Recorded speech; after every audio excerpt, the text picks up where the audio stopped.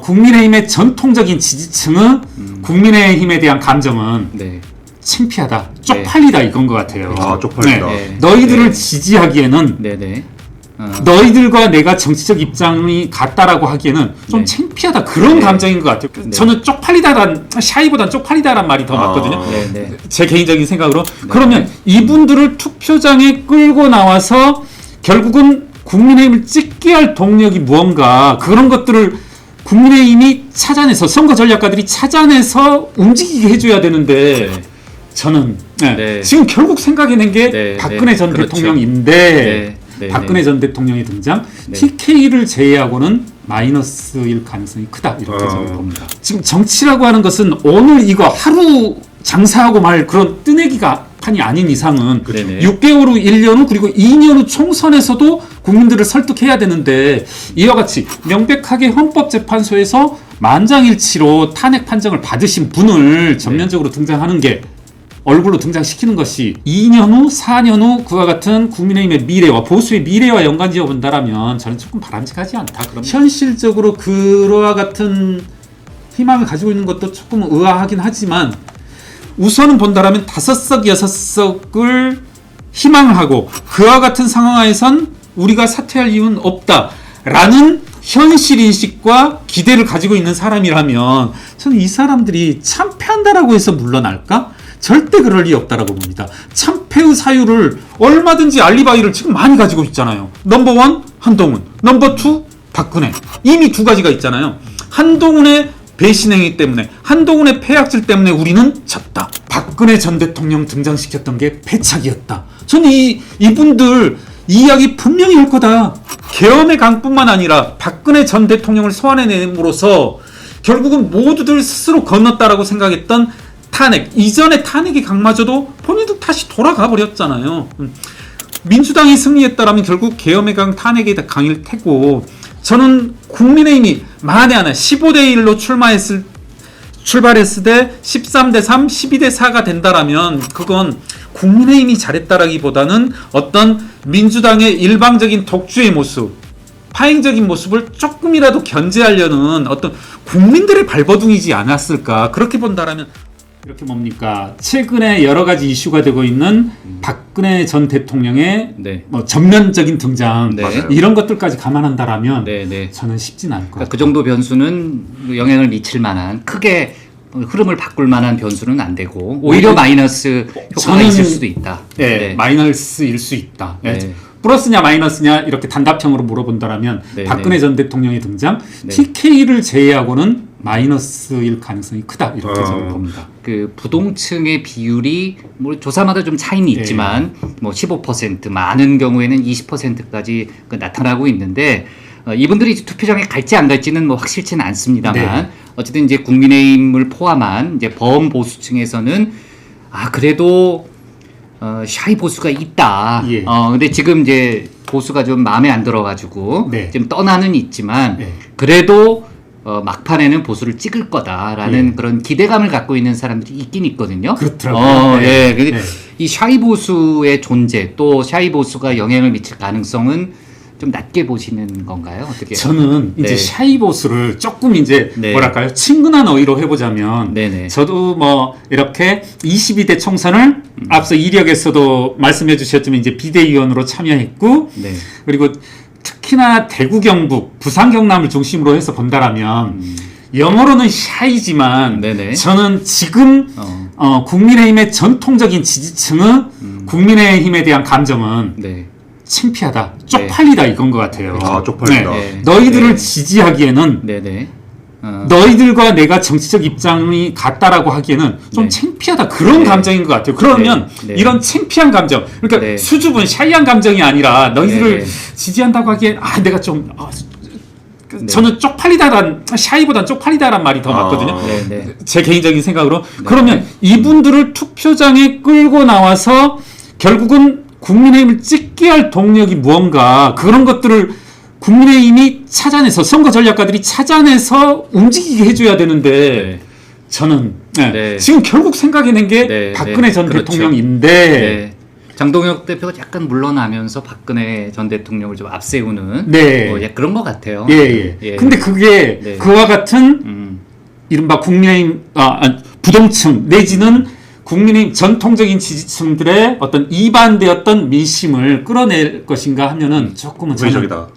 예, 회의적이다. 그러니까 아, 그렇죠. 더군다나 같은 말씀입니다만은 대구 경북에는 영향을 저는 미칠 수 있을 것이다. 긍정적인 영향을 미칠 수 있을 것이다 봤는데 또 일부 분석가들은 또 네. 그런 말씀들을 하시더라고요. 야, 지금 박근혜 대통령이 뭐 네. 예를 들어서 제가 네, 정확한 일자는 보지 않았습니다. 그 분석 내용에 네, 네. 5월 뭐 22일 날 네, 네. 대구에 오셨다라면 네. 이렇게 전면적으로 등장했다면 네, 네. 그 이후에 지금 여론 추이들을 보면 네. 오히려 더 붙어버리고 있다. 조금 앞섰던 추경호 후보가 뭐 그런 분석도 있더라고요. 제가 네, 뭐 네, 면밀히 네. 검토하진 않았습니다만 네, 네. 그리고 또한 마지막으로 이제 네. 박근혜 전 대통령의 전면적인 등장과 맞물려서 한 말씀 드리고 싶은 것은 네네. 과연 이와 같은 박근혜 전 대통령의 등장으로 말미암아서 국민의힘 지지층이 결집하고 또 지지율이 올라간다 하더라도 저는 그게 바람직한가. 무슨 말씀이냐면 지금 정치라고 하는 것은 오늘 이거 하루 장사하고 말 그런 뜨내기가 판이 아닌 이상은 네네. 6개월 후 1년 후 그리고 2년 후 총선에서도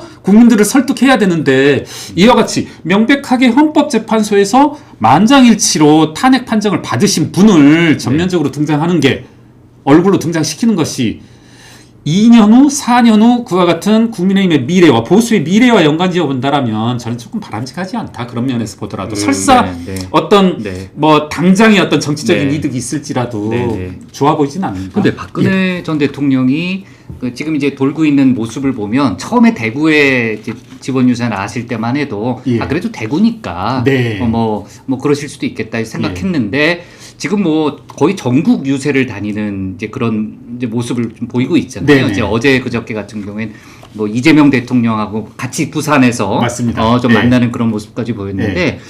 그 박근혜 전 대통령을 소환한 거는 그 뭐 개별적인 후보들이 아니라 거의 당 지도부 차원의 지금 무슨 선거 전략이다 이렇게 봐야 되는 뭐 건가요? 일부에서는 이게 네. 당 지도부의 뭐 당 선대위의 음, 판단은 아니다 이런 식의 네. 말은 네. 나오더라고요. 약간 핑계 네. 비슷하게 네. 그게 네. 당 전체적인 차원에서 당 선대위 차원에서 결정한 네. 것은 아니야라는 뒷말들이 나오는데 네. 저는 뭐 그럴 리는 없다라고 보여. 그러니까요. 네. 뭐 몇몇은 반대하더라도 네. 이거 네. 지금 전면적인 등장이고 네. 기왕에 그런 네. 질문을 드린 이상은 네. 저는 이제 이런 의문도 들더라고요. 네. 그러니까 부산 부값 좁혀가지고 부산 부값을 본다라면 네. 어떻게 보면 1강 2중으로 한동훈 후보와 네. 이 박민식 후보가 네, 네. 비슷하게 출발했단 말입니다. 선거 전에서. 그렇죠. 그런데 네. 지금 뚜렷하게 어떻게 보면 네. 오늘 동아일보 조사에 의하면 거의 네. 이제 더블 네. 스코어 네. 이상으로 차이가 난 건데 네, 네. 이 상황에서 들고 나왔던 게 결국은 뭐냐면 박민식 후보의 경우 삭발. 네. 상당히 저는 일반적인 삭발이라든가 단식 매우 그런 대상과 주장과는 좀 다른 행태에서 조금 뜨악했고 네. 국민의힘의 내부 역학관계 혹은 이제 흐름을 조금 아는 관계에서 야 이 사람들 네. 당권파들의 고민이라고 하는 건 네. 어떻게 들릴지 모르겠지만은 네.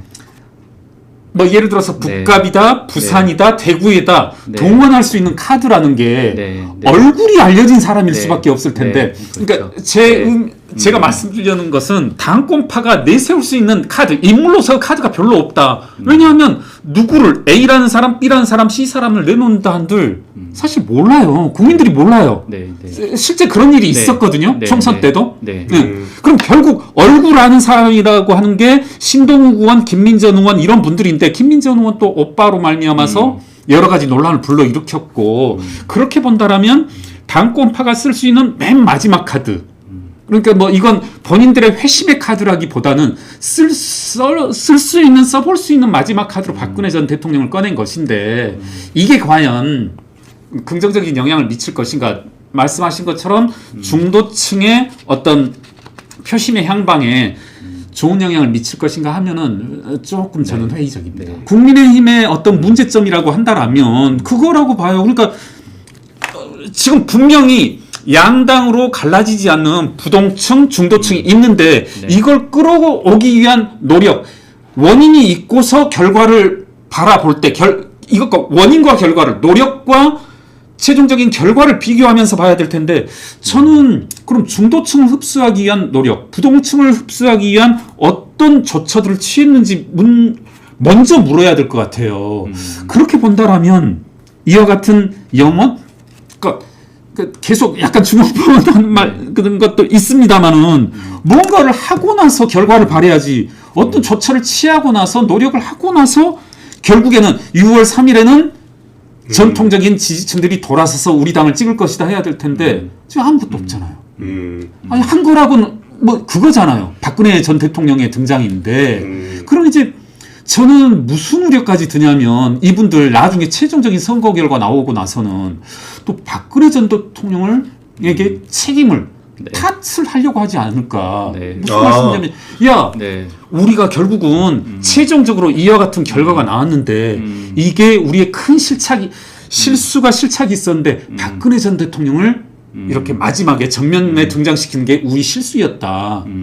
이런 식으로 본인들 책임을 박근혜 전 대통령으로 밀어내버리기 위한 어떤 생각도 있지 않나 하는 그런 의심도 들더라고요. 박 전 대통령 이렇게 내보냈는데 이거 효과가 없네.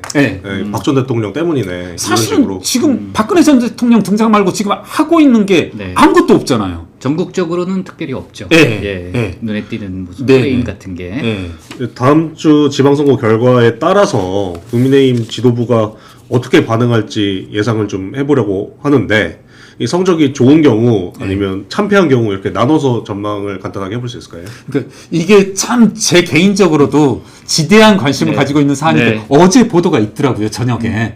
이제 물론 당연히 인용 보도인데 그러니까 제가 정확한 수치는 기억을 못 하겠습니다만은 뭐 13대 3? 이분들은 이렇게 얘기하더라고요. 5석, 6석.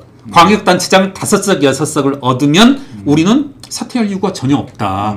물론 5석, 6석 현실적으로 그와 같은 희망을 가지고 있는 것도 조금 의아하긴 하지만 우선은 본다라면 5석, 6석을 희망을 하고 그와 같은 상황에선 우리가 사퇴할 이유는 없다라는 현실인식과 기대를 가지고 있는 사람이라면 저는 이 사람들이 참패한다라고 해서 물러날까? 절대 그럴 리 없다라고 봅니다. 참패의 사유를 얼마든지 알리바이를 지금 많이 가지고 있잖아요.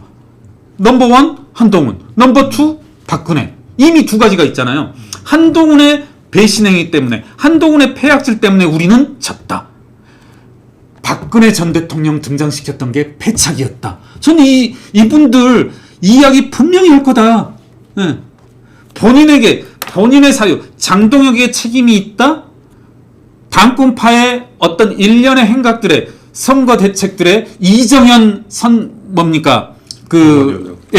위원장 선임 이런 것들의 원인이 있다라고 할 사람들이 아닌 이상은 저는 어제자 뉴스가 이분들의 이후에 있을 뭐랄까요?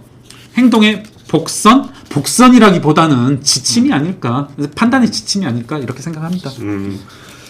김민수 최고 때도 명확한 답변은 사실 못 들었는데 뭐를 승리했다고 어느 기준에서 승리했다고 판단하고 참패했다고 판단할지 그 기준도 사실 좀 애매하더라고요.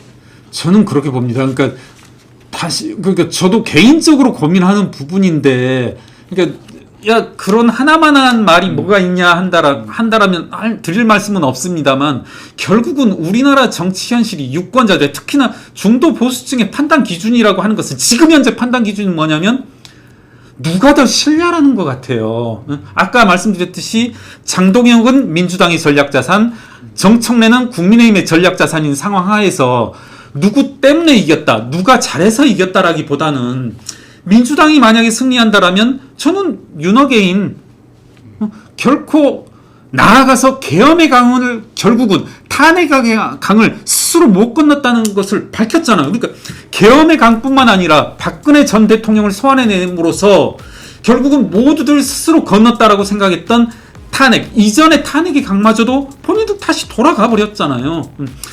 민주당이 승리했다라면 결국 계엄의 강, 탄핵의 강일 테고, 저는 국민의힘이 만에 하나 15대 1로 출발했을 때 13대 3, 12대 4가 된다라면 그건 국민의힘이 잘했다라기보다는 어떤 민주당의 일방적인 독주의 모습, 파행적인 모습을 조금이라도 견제하려는 어떤 국민들의 발버둥이지 않았을까. 그렇게 본다라면 어떤 식의 결과가 나오든 국민의힘 당권파가 잘해서 이와 같은 결과가 빚어졌다라고 판단해서는 안 된다.